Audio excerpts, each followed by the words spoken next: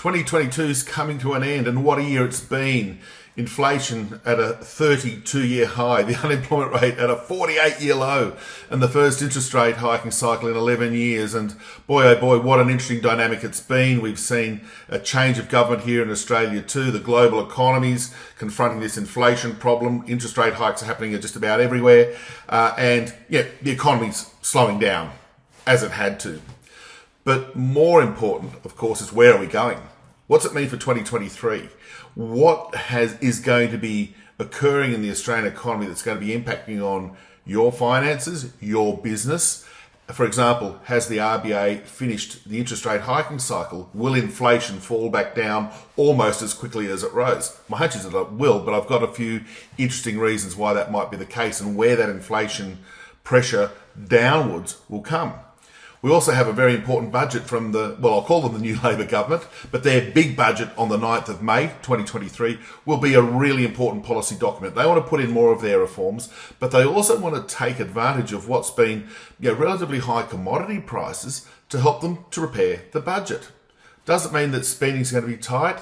Taxes, maybe there'll be some reforms there where they collect more revenue, and in a really interesting development, they could even be forecasting a budget surplus way earlier than anybody was really thinking, even 6 months ago.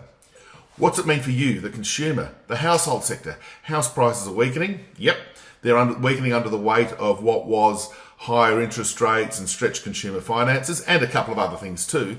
But even having said that, there's not one housing market in Australia. The curious thing over the course of 2022 for house prices is that Sydney, Melbourne and Brisbane have been the weakest. But prices in Adelaide, Perth and Darwin are still higher than they were before the first rate hike. What's going on in the housing market? Why do we get this huge divergence? I've got a few ideas why I think the bottom in the house price cycle will be coming relatively soon too. And then there's the labour market. Skill shortages, labour shortages, the 3.4% unemployment rate. Great news as an economist, but as a business owner looking to hire more staff, where am I going to find them? Will wages go up too much and put pressure on my bottom line as a business owner? So there's a lot of issues associated with that. So the government's announced an increase in immigration, skilled migration in particular. So that will ease some of the pressures on the labour market and the availability of workers. But where are these people going to live? This time next year, there'll be another 350,000 Australians here through immigration. We've already got the rental market as tight as a drum. As we mentioned, the house prices are becoming more affordable a little bit as the prices edge down in many cities. So what's that mean? Can you fix the labour market issue but create a problem on infrastructure and housing? Many issues I'd love to talk to you about over the course of any events that you've got planned for the first half of 2023. Fascinating times in the economy, as it always is, but this time around we are seeing things that we haven't seen for many decades. Will 2023 be a calmer year for the economy and you and your business?